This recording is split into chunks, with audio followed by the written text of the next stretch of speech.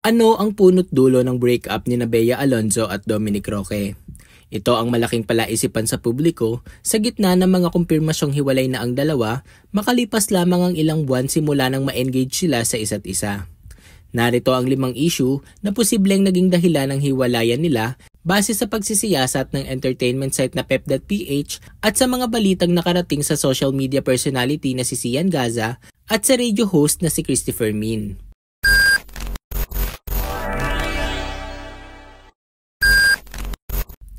Issue number 1, Prenup Agreement. Una sa listahan ay ang usapin ng prenuptial agreement.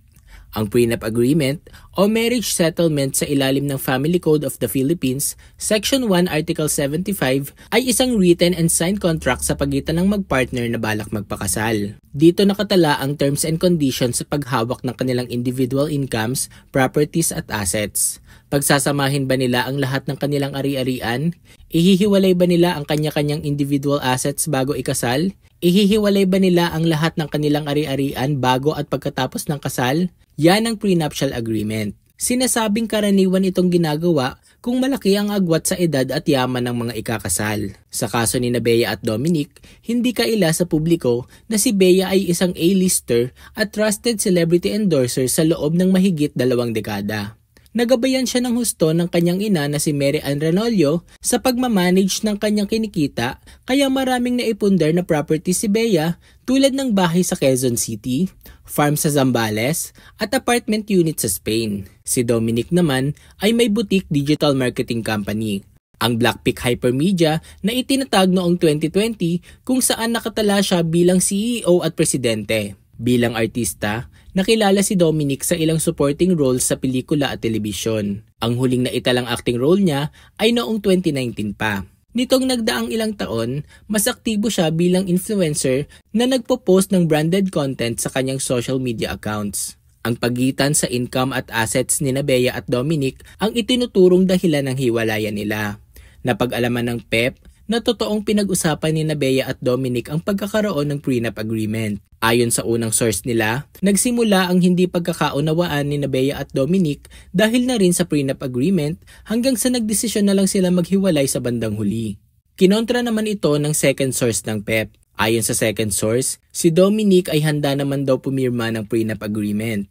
Ibig sabihin, naiintindihan ni Dominic ang karapatan ni Bea na protektahan ang mga naipon niyang ari-arian noong dalaga pa siya. May third source din ng PEP na nagpapatunay na hindi naging issue sa dalawa ang prenup. Ni-reveal pa nito na bago pa magbakasyon ng dalawa sa Japan ay naayos na nila ang agreement.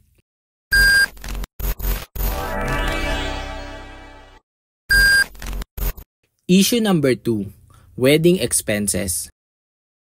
Isa pang lumutang na anggulo ay tungkol sa gastos nila sa kasal. Sabi ng unang source ng PEP, hindi nagkasundo sina Bea at Dominic sa logistics ng wedding. Hindi malinaw kung si Bea mismo o isang taong malapit sa actress ang may issue sa hatian nilang dalawa sa gastusin sa kanilang destination wedding. Nalaman ng PEP mula sa second source na sa Italy sana ang dapat sana'y wedding venue ng dalawa. Pero tikom ang bibig ng second source kung may mga naging pagtatalo ba sa pagitan ni Bea at Dominic tungkol sa wedding expenses. Wala ring kumpirmasyon ang third source nila pagdating sa issue ng wedding expenses. Ang sabi lang ng third source, hindi siya kumbensidong issue ng pera ang punot dulo ng hiwalayan. Kung titingnan daw kasi ang dating history ni Bea, hindi naging problema sa aktres kailanman ang social status ng isang tao sa pagpili ng magiging nobyo.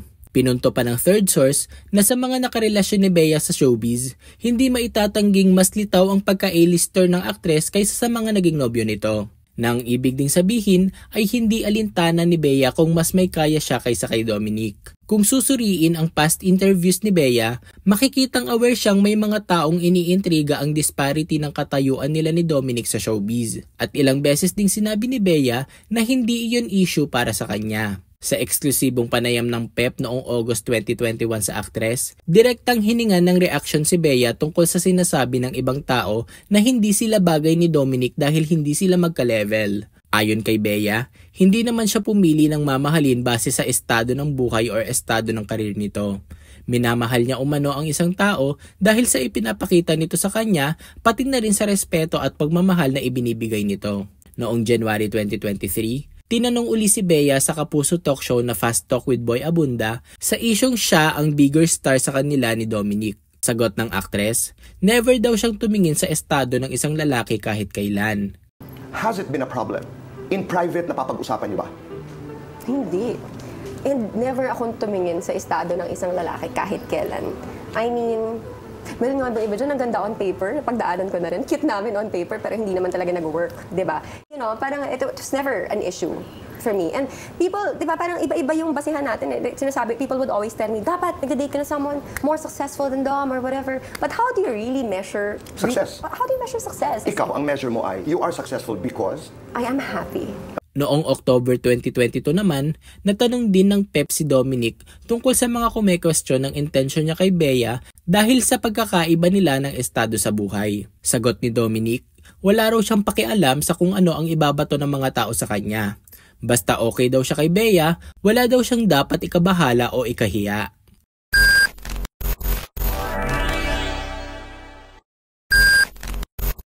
Issue number 3, Bea's family. Isa pang lumutang na dahilan ng hiwalayan ay may kinalaman sa mga taong nakapaligid kay Bea. Sabi ng unang source, tutol kay Dominic ang nanay ni Bea na si Mary Ann. Tugma ito sa impormasyong ipinarating ng second source nila. Pero kinontra ito ng third source. Taliwas daw ito sa mga nakita niyang closeness ni Dominic sa pamilya ni Bea. Sa pagsusuri ng PEP sa dating history ni Bea at Dominic, makikitang malapit nga ang pamilya nila sa isa't isa. Sa katunayan nga raw, dumalo pa si Dominic sa baby shower para sa fiancé ng kapatid ni Bea na si James Carlos. Napag-alaman pa noon ng PEP mula sa isang source na si Dominic ang bukod-tanging showbiz personality na hindi kapamilya na imbitado sa family gathering na iyon. Kalaunan, kinumpirma ni Bea na boto ang kanyang ina kay Dominic base sa eksklusibong panayam ng PEP sa aktres noong August 2021. Ayon kay Bea, hindi lang siya kundi pati ang kanyang ina ay niligawan noon ni Dominic. May instances pa nga raw na talagang magmomotor si Dominic papuntang Zambales upang bisitahin ang kanyang inang nandoon. Dagdag pa ni Bea, ang pagsisikap ni Dominic na mapalapit sa kanyang pamilya ang isa sa mga katangiang minahal niya sa dating nobyo. Subalit mukhang nag-iba na ang takbo nila sa isa't isa matapos kumalat ang balita na pinaiimbestigahan umano ng pamilya ni Bea ang aktor dahil sa mga nalaman nila tungkol dito habang inilalatag ang prenuptial agreement.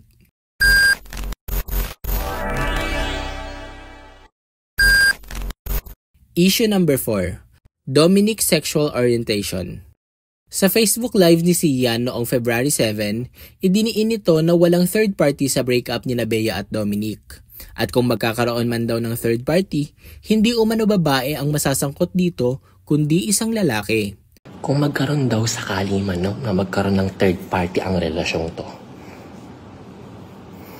hindi daw babae yung magiging third party. Daw ha?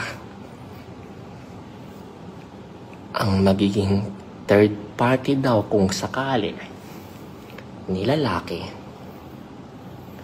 ay lalaki din. Nachismis lang sa akin ha. Huwag na lang sana ipakalat sa iba. Dagdag pa rito ay nang mag-viral ang vlog na in-upload ni Christy sa parehong petsa kung saan tinatalakay din niya ang hiwalayan ni Bea at Dominic. Sa hinala ni Christy, natuloy na ang investigasyon ng pamilya ni Bea tungkol kay Dominic. Dahilan upang kumalat ang balita na nakatira daw ito sa isang luxury condo unit na pagmamay-ari umano ng isang sikat na lalaking politiko. Ang sabi, meron siyang business. At nakatira siya sa isang super pangmayaman na kondo. Diba? Yung mga sikat na artista nga, hindi naglakas loob na tumira doon. Oo, hindi na kaya. Diba? So, siguro'y gumugulong na yung investigasyon dahil merong nakaalam na, oo, may trabaho siya. Pero walang definido na sagot kung ano yung trabaho na yon. At ang condo unit pala na tinitirahan nitong si Dominic ay nakapangalan sa isang napaka-controversial na politiko. So Politiko ang sinabi ko, lalaki ha. Lalaking politiko. Makalipas pa ang 2 araw ay muling nag-live sa kanyang Facebook account si Sian. Dito ay ibinahagi niya ang nangyari sa prenup agreement ng isang lalaki at isang babae kung saan nang ilista na daw ng lalaki ang kanyang mga ari-arian ay lumitaw ang isang gasoline station na ibinigay daw sa kanya ng isang Becky. Nung inaayos pala yung prenuptial agreement, syempre, prenuptial agreement, lawyer to lawyer. i-declare niyo lahat ng ari-arian niyo na nakapangalan under your name. May dineclare pala sila lalaki na gasoline station. So, ngayon, nagtaka yung pamilya ni babae. Saan galing tong gasoline station na to Wala ka namang kita. Model-modelan ka lang naman Paano ka nakapagpundar ng gasoline station? Pinaimbestigahan ngayon ng pamilya ni babae sa lalaki. Doon pala nagsimula ang investigation. Ito pala yung tinutukoy ni Madam Christy Permin. So, nung nag-iimbestiga sila, they found out that this gasoline station ay bigay sa kanya ng isang bakla. So, nag-dig deeper sila and they found out yung past niya lalaki. Nagulat sila. Talaga palang siya before ng mga anis. Kasi nga, walang-wala Bagamat walang pinangalanan, sigurado naman ng mga netizens na sina Bea at Dominic ang tinutukoy niya.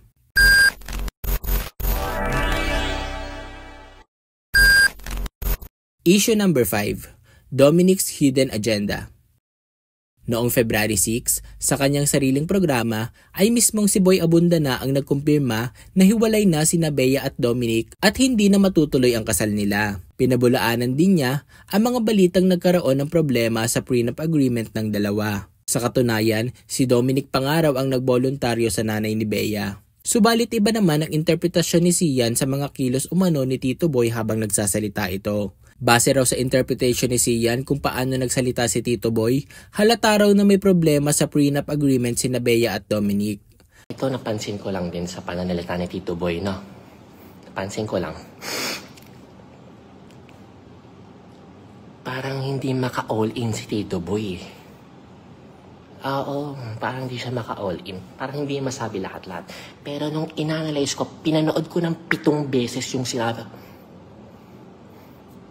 Pinanood ko ng 7 beses. Ito yung naging conclusion ko.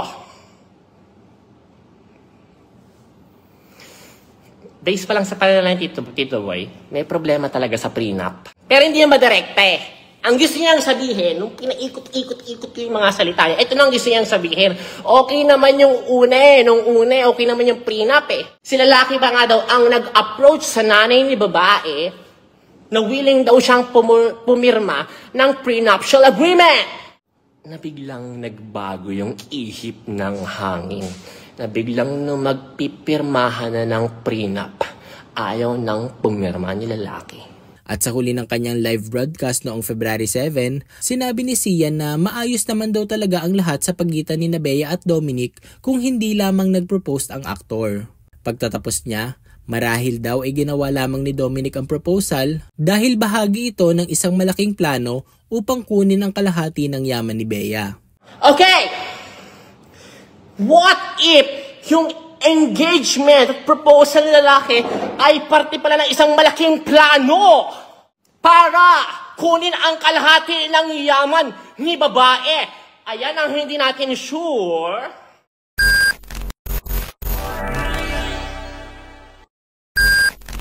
Ang lahat ng mga nabanggit ay pawang espekulasyon lamang. Pero kung ikaw ang tatanungin kapamilya, anong kwento ang mas kapani-paniwala? Pag-usapan na natin yan sa comment section. I-like at i-share nyo na rin ang video na ito upang mapanood pa ng mas marami nating mga kapamilya. Huwag nyo rin kalimutan mag-subscribe sa aming YouTube channel at pindutin ang notification bell upang hindi kayo mahuli sa mga latest kapamilya updates. Salamat!